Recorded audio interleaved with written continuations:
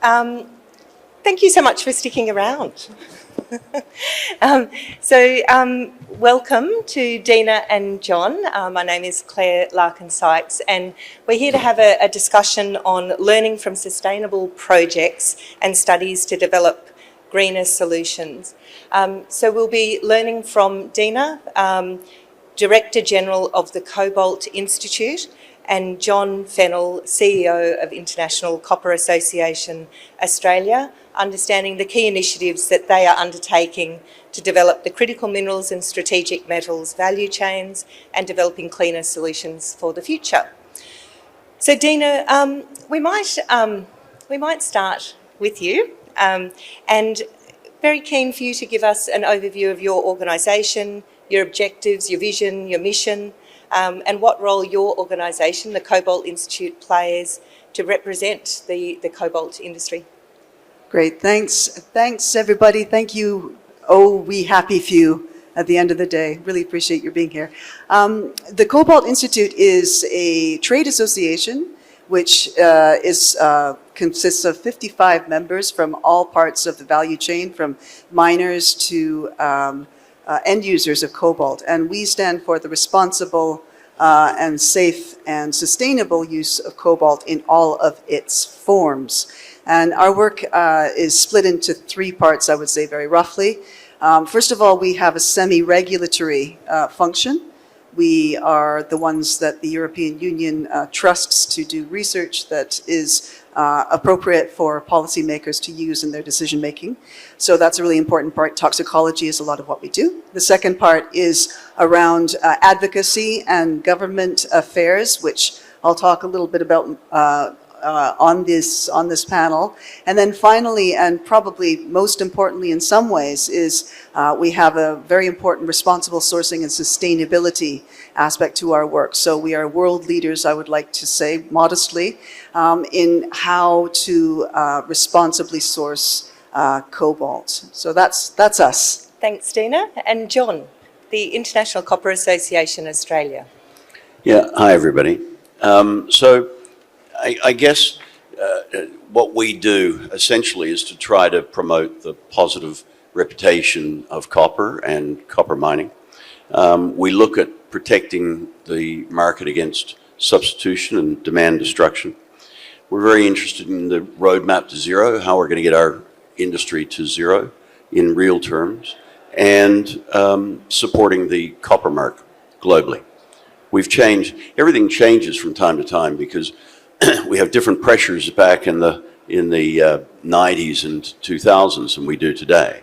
And today it's really not, our demand issues aren't quite as acute as they were then. It's all about getting the product to market, and that's really one of our big challenges. Thanks, John. And Dinah, from the cobalt industry, what do you see as some of the structural shifts or trends or barriers facing the sector at the present? Sure. I'll start with maybe some of the negatives and then end up on the positives. I suppose, first of all, it's a really tough market right now for cobalt. Nobody's in the mood for much of anything except for moving that price into places where it's a more sustainable industry. So it's really tough out there for our members. More broadly, I guess, the one thing I would say, just from observations myself, is key and existentially important to us is that we ensure that the world realizes that there is an absolute race on right now. We have to go from ICE to EVs, from ICE to us, and that's a huge challenge to us, I think. We have not made that case yet, and it's got to happen quickly. I mean, just in terms of the structural barriers to sustainable projects, we were talking a little bit about them before we came on here. There's a huge amount of regulatory pressure that our members are under. There is a lot of there's certain policies that are in place. Vale, who's one of our members, says that when they try and do remining, it's very difficult. For example, in Chile, they have, they're not allowed to do remining because mining waste is not allowed to be used in that manner. So there's all those kind of structural barriers, and I could talk about them for Canada.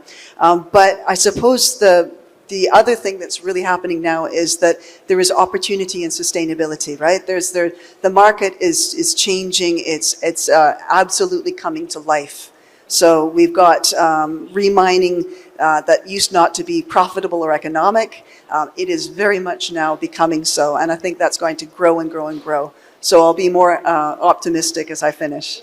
Thanks, Dinah. And John, what do you see as sort of the biggest structural trends or challenges facing the copper industry?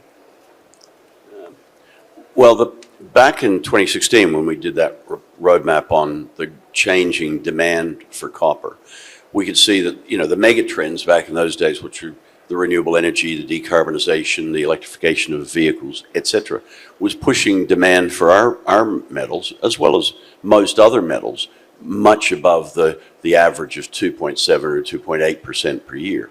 And at the same time, suffering from the GFC, there was less money going into our industry. And everything's working against the industry all at once. The money's shorter, the risk appetite is less. It's better to put your money into Microsoft than it is into BHP.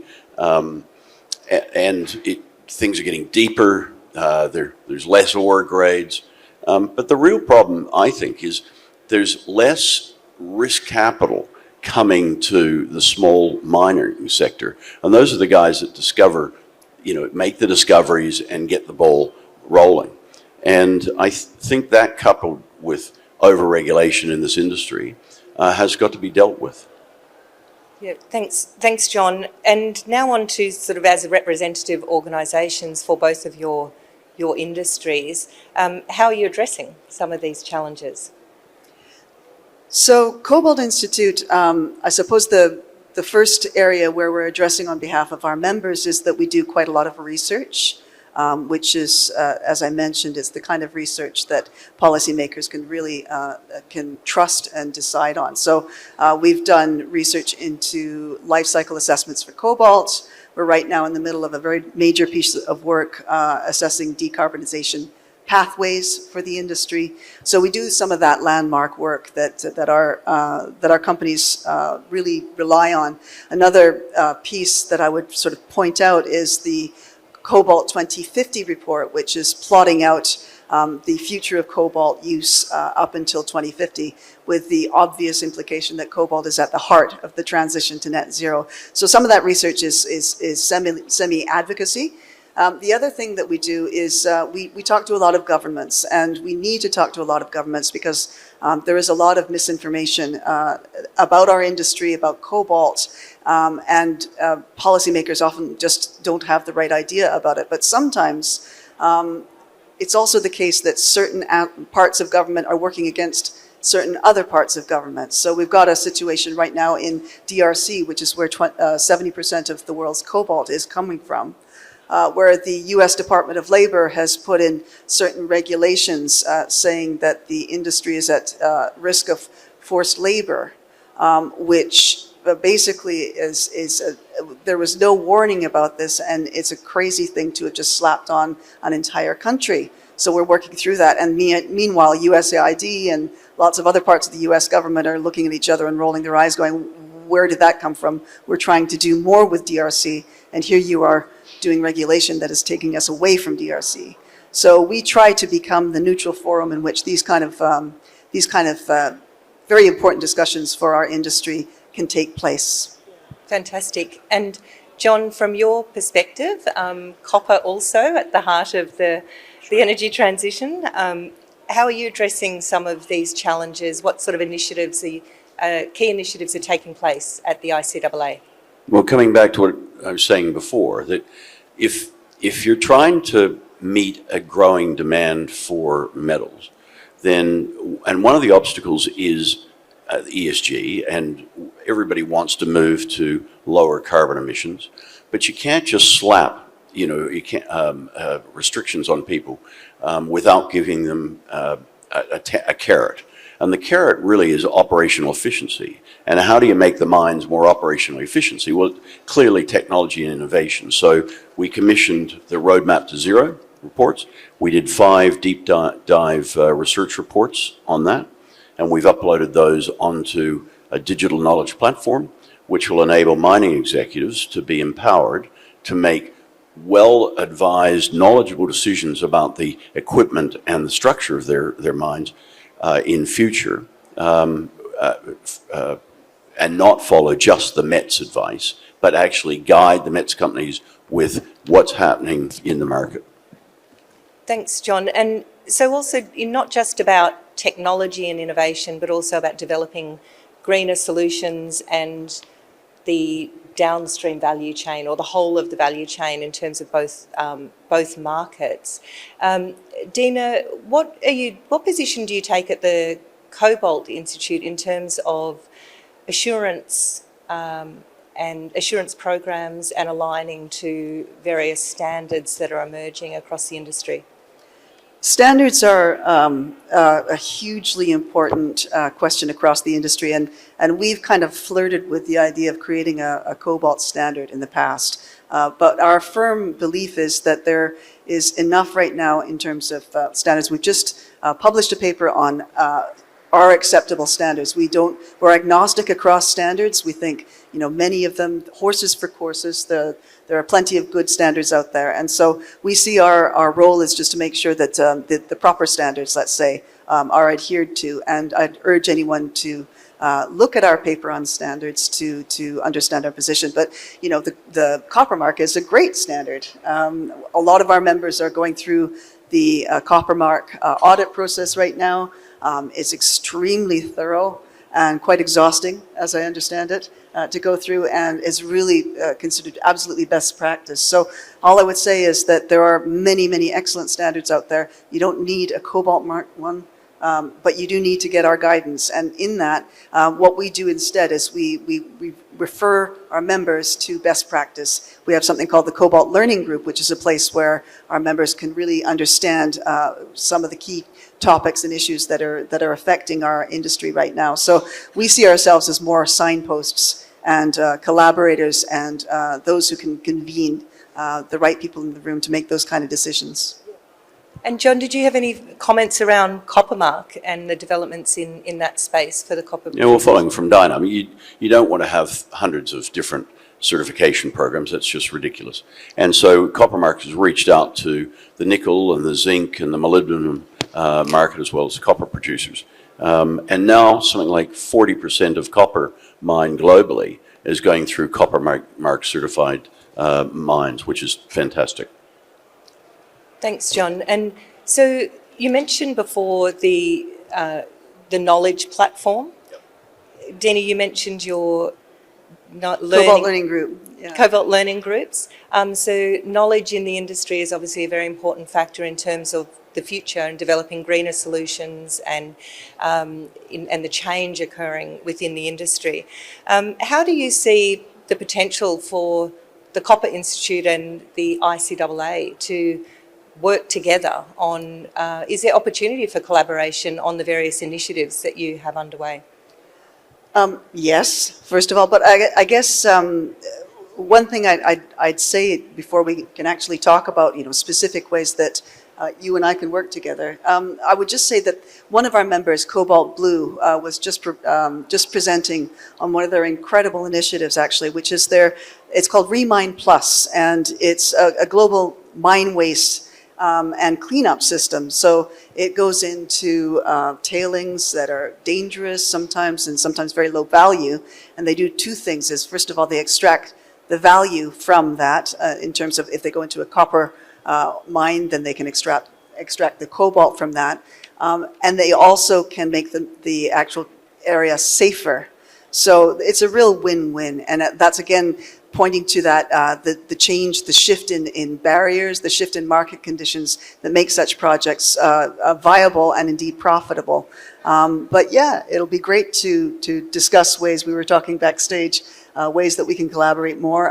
The Cobalt Institute, for example, collaborates very closely with Nickel Institute, and we think that a really powerful way we can come together is all of us, copper, nickel, lithium, molybdenum, cobalt, and we can come together and work together on areas of mutual concern when it comes to advocacy. I think that would be a really rich seam to mine, as it were. Well put. Well, no, we'd be delighted to work with you. Didn't we sign an agreement just before we came in? So one of the things, I think you've only got a couple of minutes. So I think what the industry, the mining industry, really has to start thinking about is that we're not going to get to where we want to go by using the same old technologies we have in the past. And you can't work in silos. You have to collaborate. You have to have the smartest people in the room working together, and that's what our digital knowledge platform is planning to do.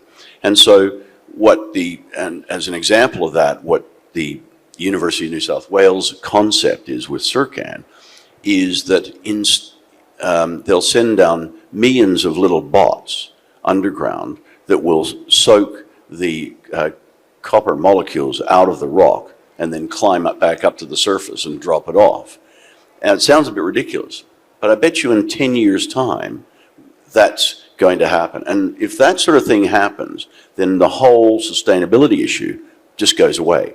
So you have to have, as the CEO of Fortescue was saying before, you have to have these big picture ideas, and you've got to get the industry together to try and do it, and use the really bright minds outside of the industry to come in and help us. And I think it'll be pretty exciting.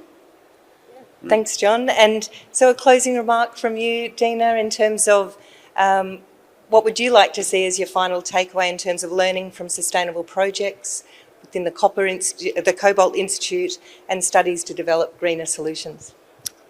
Well, there are many. I could end on a note like, oh, we need to cut the regulation. We have to, yes, we do need to do all that. I think probably the most important thing that I've been hearing over and over is let's turn these sustainability pilots from a cost center into a potential profit center. I think that's changing that mindset will be the real key to ensuring that we have more sustainable projects as we go on. Yeah. Thanks, Dinah. And John, any final comments from you? No, I support that, Dean. I think that's excellent. We can work together. All right. Okay, well, thank you so much, John, from the International Copper Association Australia, and Dinah McLeod, Director General of the Cobalt Institute, for a fantastic conversation. Thanks so much.